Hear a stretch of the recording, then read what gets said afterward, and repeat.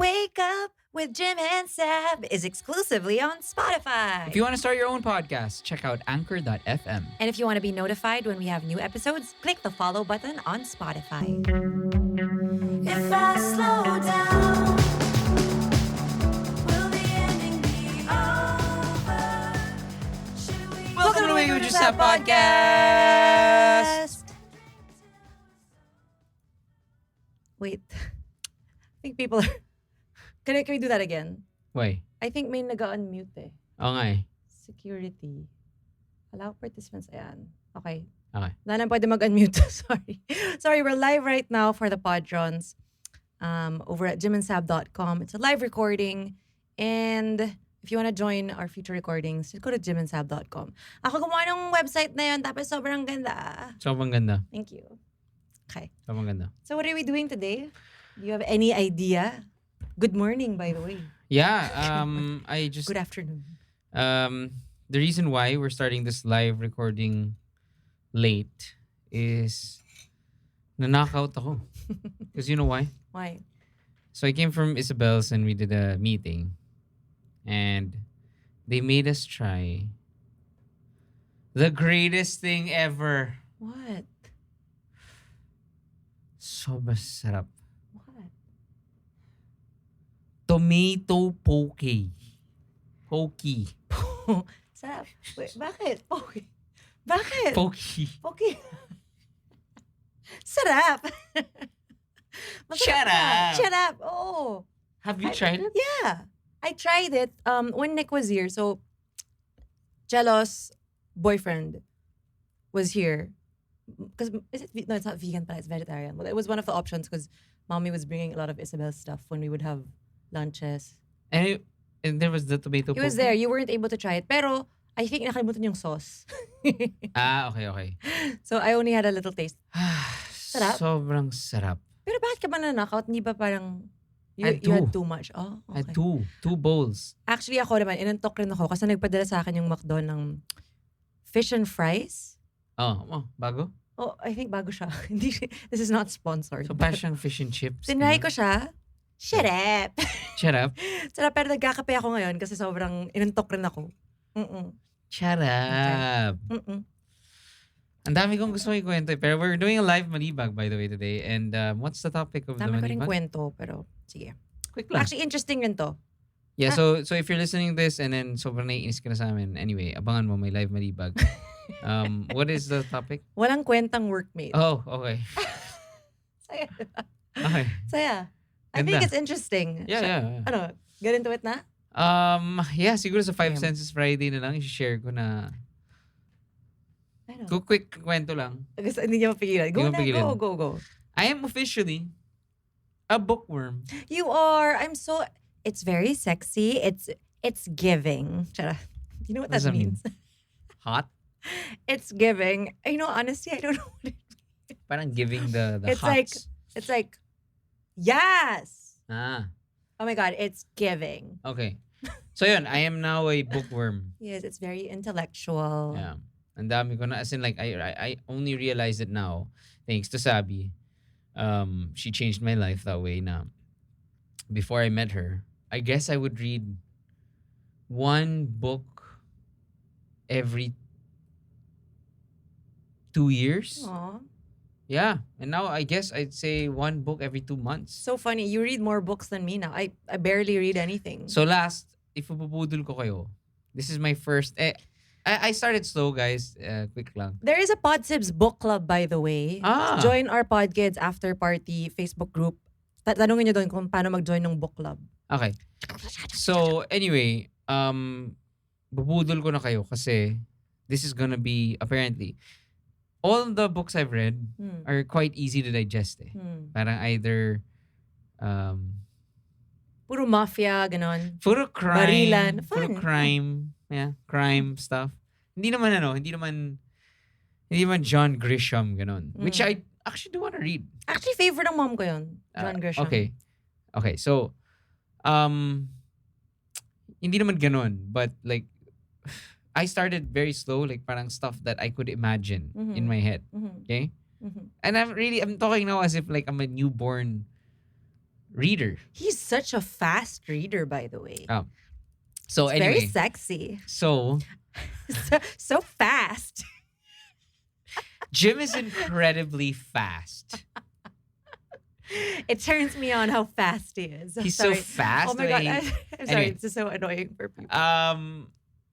Sobrang nag-start ako ganun, sa mga ganun. I'm not as so anyway, May nagtatanong pala, do you read physical books or Kindle? both.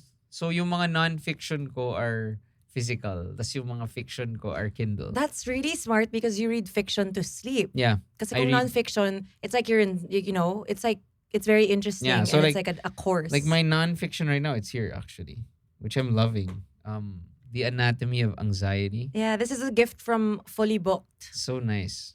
Anyway, what I'm so anyway, yung fiction that I want to Make Boodle. make Boodle Boodle. Boodle. is Trust by Hernan Diaz. So before it's gonna become an HBO series. How did you find it? On my reels. Tara, I love it. That Kasi- is the algorithm. Yeah. It's giving. Yung reels ko It's nga- giving intellectual. yung reels ko ngayon, yung reels ko ngayon, puro mga, here are the 5 books. Ganun mga, this is the book that you're gonna get. So, gaganda ng mga feed ng mga nila. Ang ganda ng content ng mga to. Tell them what is it? Did you follow them or you just got? I don't follow them. I should follow them. Pero like, they keep popping up. Pero like, the best book to read, ganyan. The book that you read cover to cover. A book that you can read in less than 3 days. Ganun. So, Maybe we'll post it on the Podkids after party. Okay. Once you find them. so last, yun. why am Kasi I talking like this? it's gonna I'm be sorry. a show on HBO. So, kaya interesting for me, kaya sobrang excited, is because, yun nga, like I said, si Saab, nakailang ganito na she read the book and then watched the show or movie and it's like, has that experience. Mhm. So I'm so excited to, kasi I had my own version of, I cast my own people. Oh, yun yung fun. enjoy ko sa, Oh, what I'm, fun. again, I'm talking like, I am. The only one you've experienced na ganun is Harry Potter. Ganun. Because I read the first book and then watched the movie, and then I read until the 4th. Pero the 3 other books I read na after the. Got it. movie. Got it. So anyway, yun, budol talaga. Trust by Hernan Diaz. It's gonna be played. It's gonna be produced by the people who made Mayor of Easttown, which is like our show of 2020. Like it was like one of our top shows. Yeah. So same groups plus starring Kate Winslet. Again, yes. Oh my gosh, it must be really good then. Yeah. So si Tashin is asking, nag-audible ba tayo? Yeah. Yeah, but there's a package So Audible is like audio books. So you can actually get on Amazon, diba? Parang an Audible plus Kindle package. Yeah. So parang, kuwari, if you're on the commute, you can listen to the book and then read it when you get I home. have that Yeah. right now on the book I'm reading. Our Missing Hearts. Celeste Nang. It's actually Celeste Ing. I Apparently keep seeing that. Apparently NG is pronounced Ing. Pero Okay. dito sa Pilipinas it's Nang, right? I keep seeing, you can always read her books, ha? Yeah, I've read just see Little Fires Everywhere. Siya Si, yung flop Hulu show. yung Dui Buds na show. Sama- Amazon yun. Hindi Amazon ba? Amazon Prime yun. Little Fires Everywhere, and there's another book na gusto ko rin na siya yung gumawa. Binasa ko. I forget. Anyway. Okay. Actually, I love it. So now, sobrang I grew my last na. Sorry. You should. I'm excited for you to make your own reels. Last na.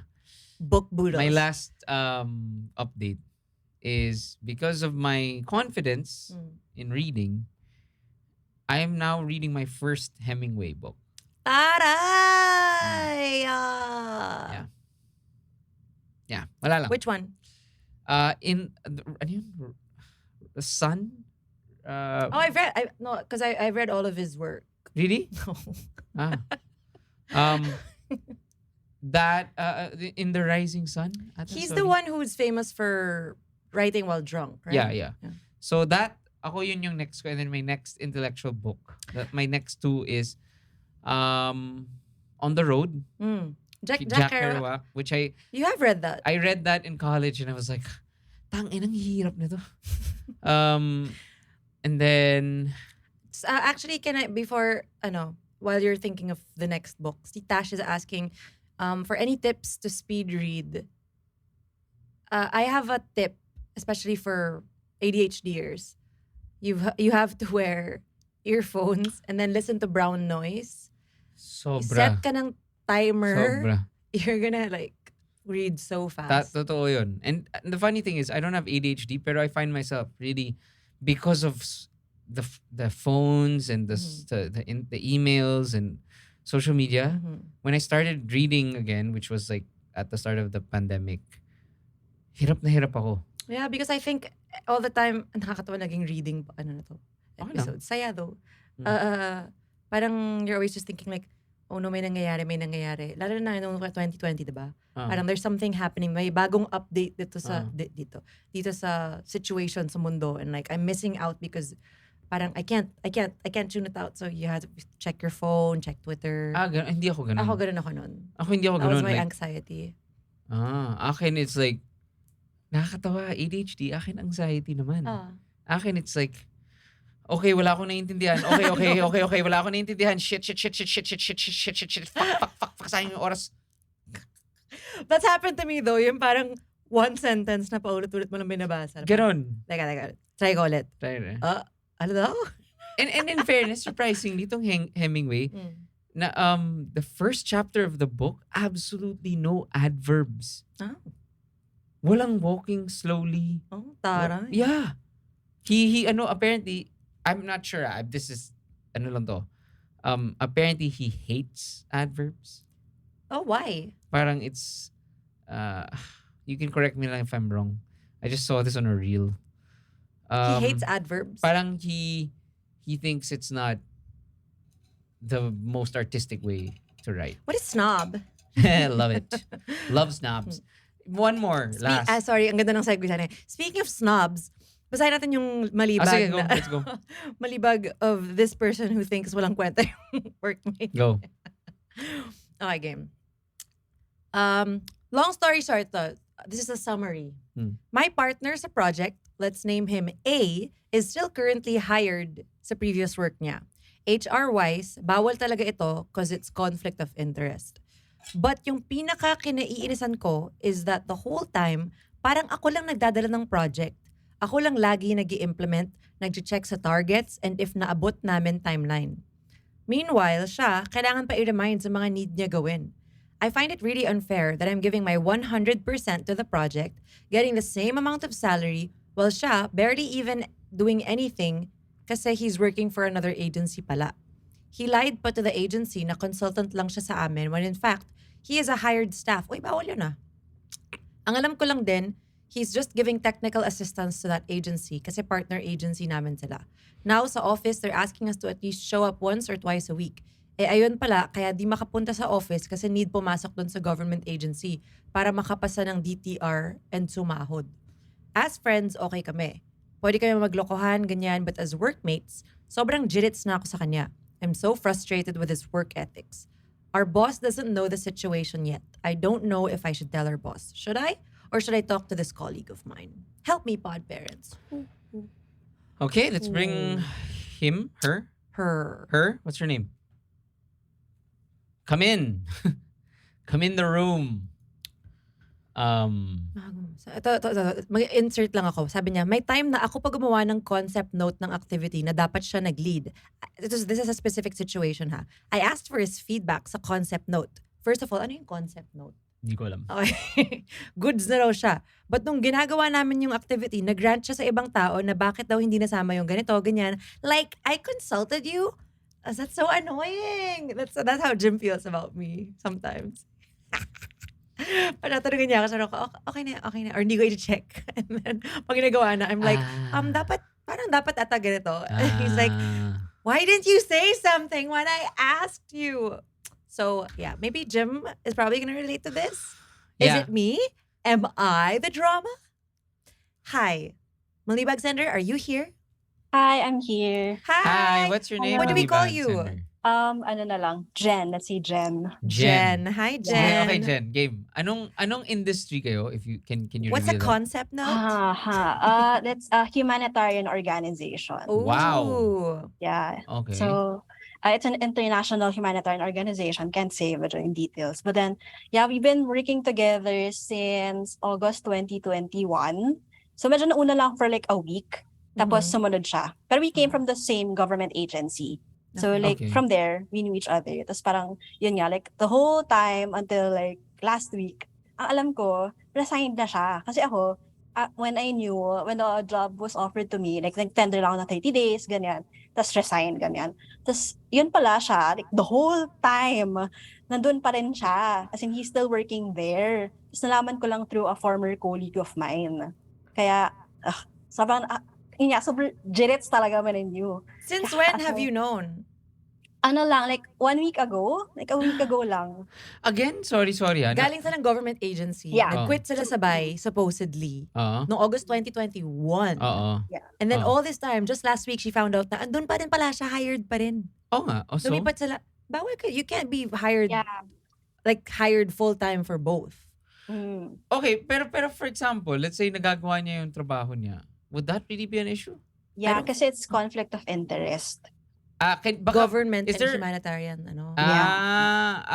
okay. Kasi parang, is it like you are, kunwari you guys are, kunwari you're still employed sa mining company and then Mhm. you work for pro-environment thing? Ganun ba yun? Ganun ba yung conflict?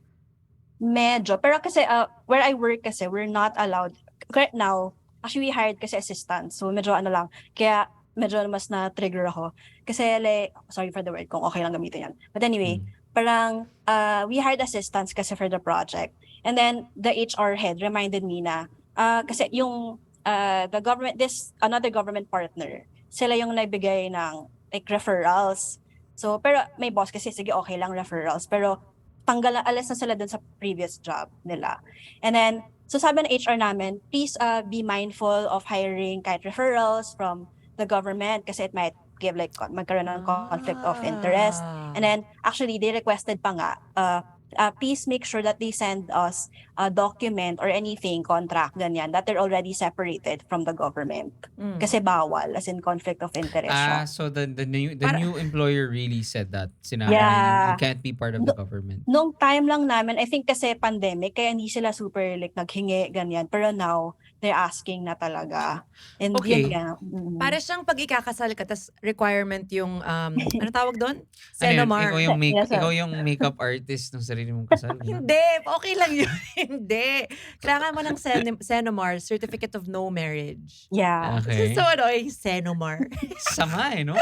Parang ano, Sama no? Parang think of a better term, guys. you can just, I don't know. Senomar. Senomar. And it's like, Bantuti eh. Bantuti. Bantuts. Want more fun stuff outside our podcast? Come join our Podjon community. You'll get access to exclusive content such as live coaching sessions, hangouts via Zoom, live podcast recordings, exclusive discounts, spontaneous live streams, and more. Focus with me on our co-working sessions at Discord and let's be productive together. Looking for career advice or fun recipes? Or do you just want to join on our jamming sessions with Pancho and Vito? Took you a while. Talagang literally nagja-jamming kami ni Pancho and Vito and we stream it live. Anyway, subscribe to jimandsab.com for just $5 and you'll get access to all of these. We also have a monthly life coaching session, like we said, via Zoom where I talk to pod kids and give them advice. Yes, qualified life coach yarn. And the best thing about this whole thing is 100% of our monthly proceeds go to our chosen beneficiaries in partnership with Cerebral Palsy Epilepsy Family Awareness and Support Group PH. They are our heroes of the month, the children with special needs and their families. And this cause is especially close to our hearts because, well, you know why. So your subscription really means a lot to us. We hope to see you on our next hangout. Nag-enjoy ka na, nakatulong ka pa. Yay. Love you, thank you. Thank you. Okay, Anyway, so Jen, I have a question. So, for you to be so pissed at this person, right? Yeah. And write to us, which we do appreciate. What is the aside? Let's say kunwari lang. It's not the mere fact na it's okay. So there's a contract violation. Okay, pero what is the real reason? Kasi wale siya. Yeah, as in, yun nga, parang ang daming times na, kasi partner ko siya sa work. So we have a supervisor. Our supervisor kasi very, very busy. So parang pinapabayaan niya lang kami. I guess he trusts us that way. Pero the whole time talaga, ako lang talaga yung gumagalaw So like every time na may activity or let's say training, ako lang yung nandun, ako yung yun, gumawa ng concept note. So concept note, like you have to put ano yung rationale behind the activity, and sino yung ano yung objective, sino yung participants, the Got it. program of activities, ganyan.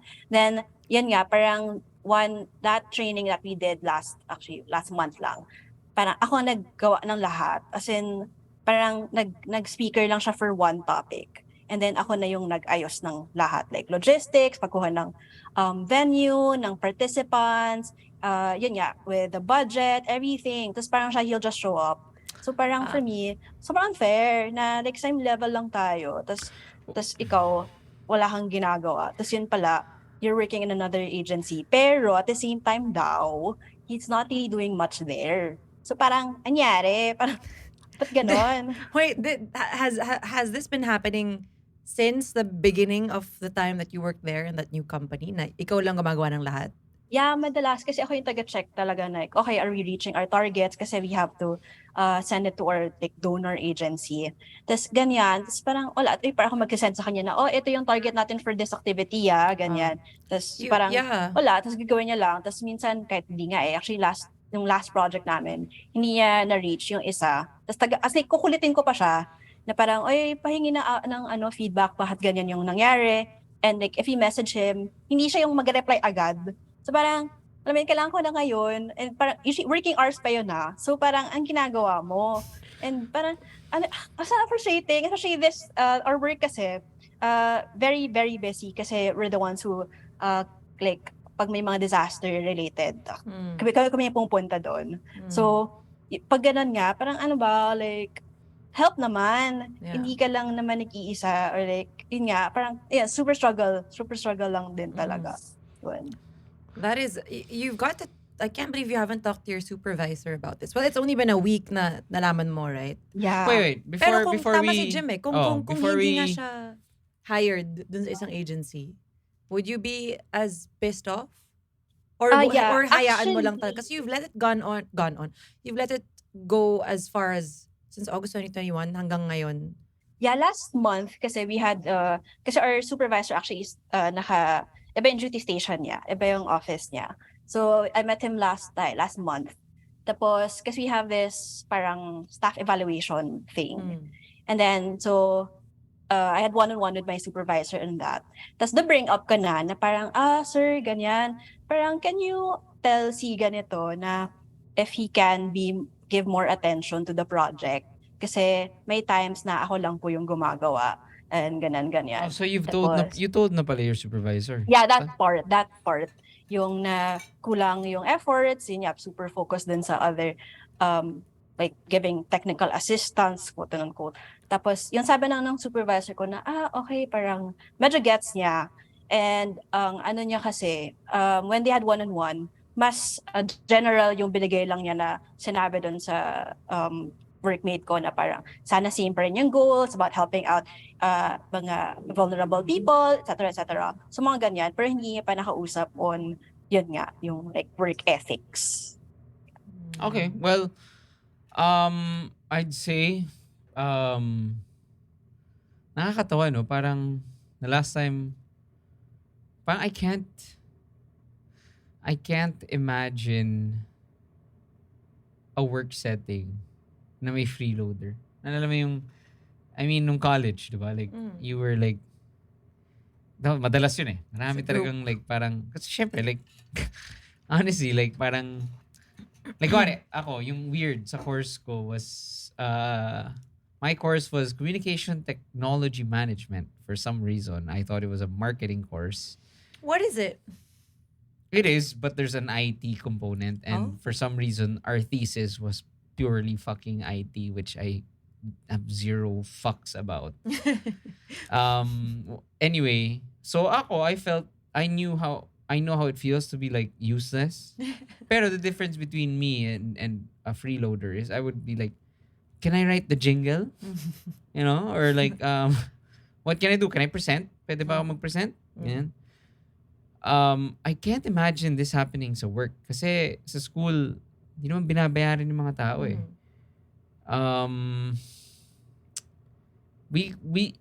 actually ikaw, you can marami kang experiences sa mga production on the production side, right?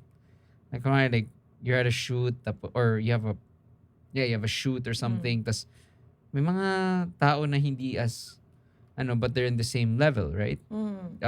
So obviously, I think our answer would be talk to your supervisor, um make it clear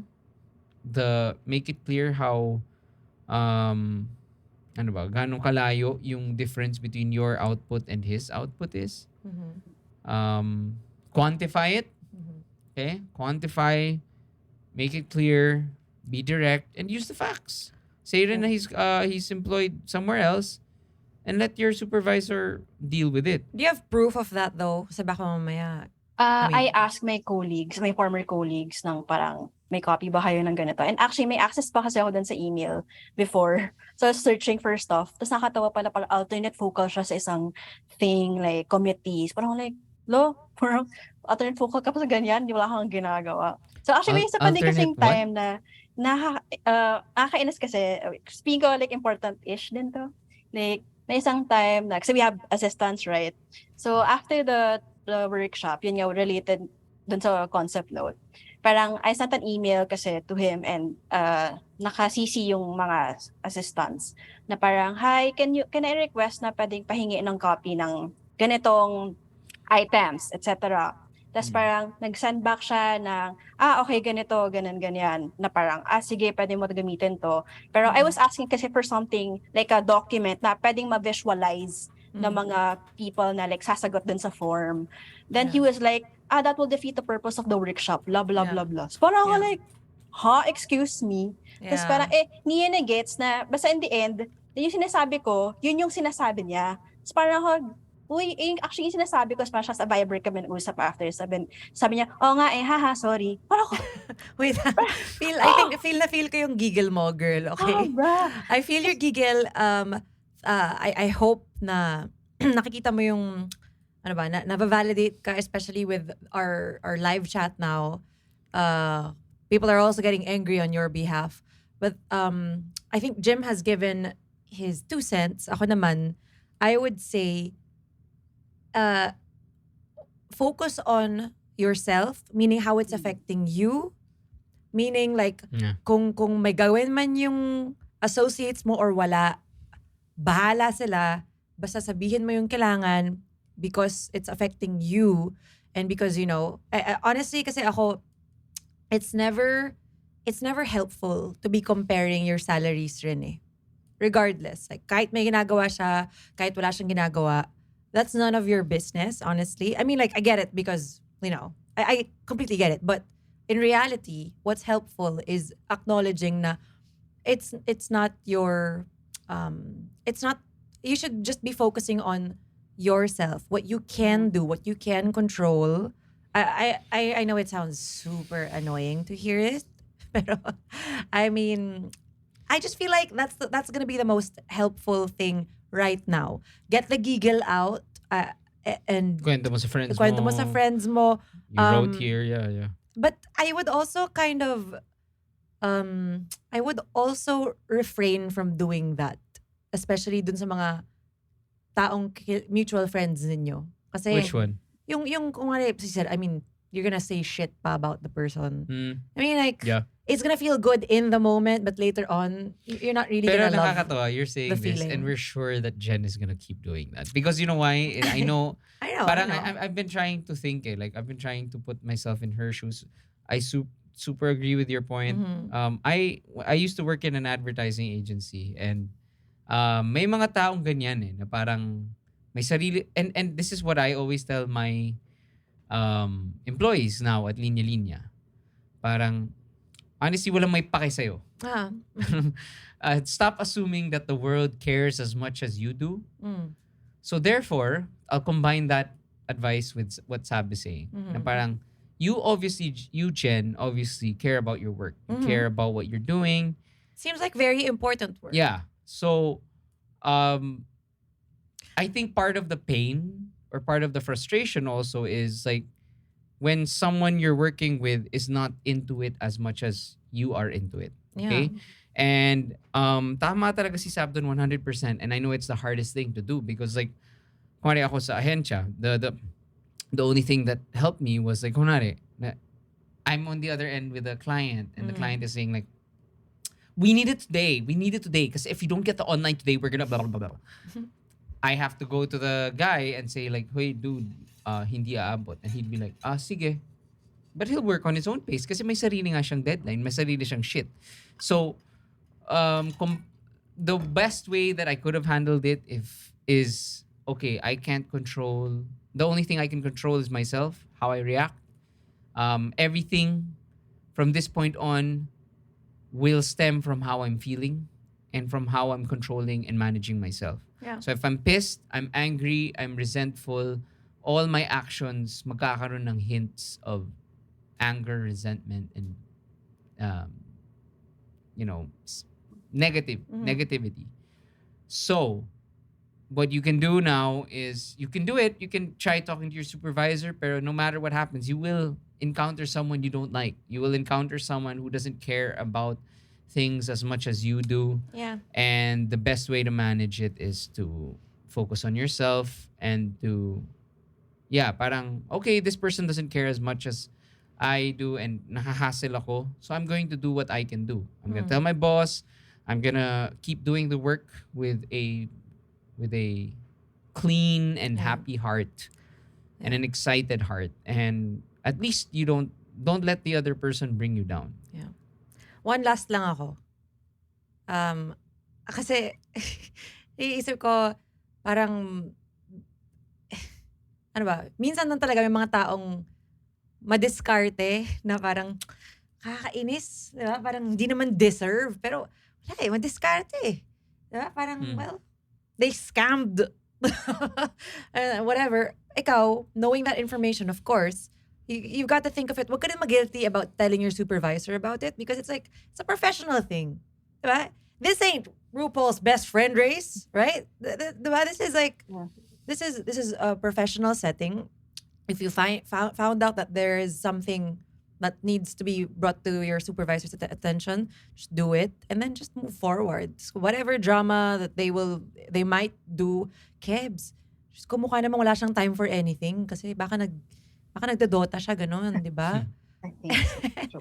And ayun, parang siguro isipin mo rin, I mean, I just want to validate how you're feeling because definitely this person doesn't seem to share the values of the company.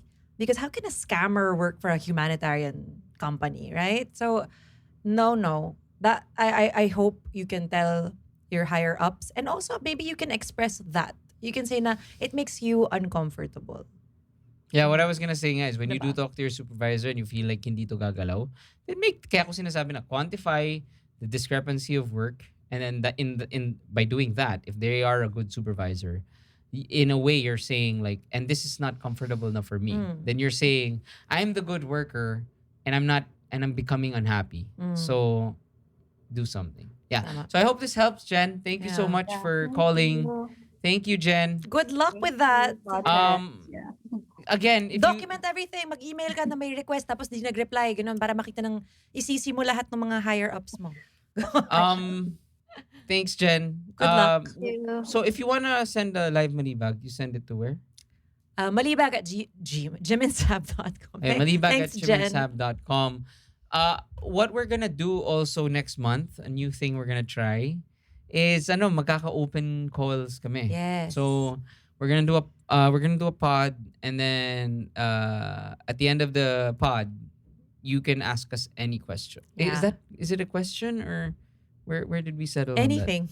Ask us anything, Yun I ba? guess. on that? Or parang I thought it was like problema. Yeah. So, Parang- I got it burped. Pretty much like live MALIBAG, but a live MALIBAG, but hindi mo kailangan mag-send ng letter. And Or if hindi namin pinili pa yung malibag mo, then pwede mong ulitin. yes, we'd like to also We've got a lot of apologize. backlog, sorry. Matagal na yung backlog namin. Ang dami namin gustong, kasi kami mismo may backlog kami. Kaya nga puro wala lang pods. Kasi dami naming times na hindi na pag-uusapan eh. Basahin ko lang tong comment by Chams. Gusto ko din yung passive-aggressive na emails. Ha ha ha. Per my last email. Pwede ka mag-ganon. Diba mga ganon? Yeah. Mga, eto ngang sinabi ko last time eh. Yeah. Yeah, so you could try to do stuff like yes. All right. Bye. Good luck. Bye guys. We back. On Meta, We back. join the new official group for Afterpod Kwentuhans at bit.ly/podkidsafterparty. Also, we always love hearing what you guys think. So share your stories and tag us on Instagram at Wake Up with Jim and Sab, at Jim Bacaro, and at Sab Mangalona.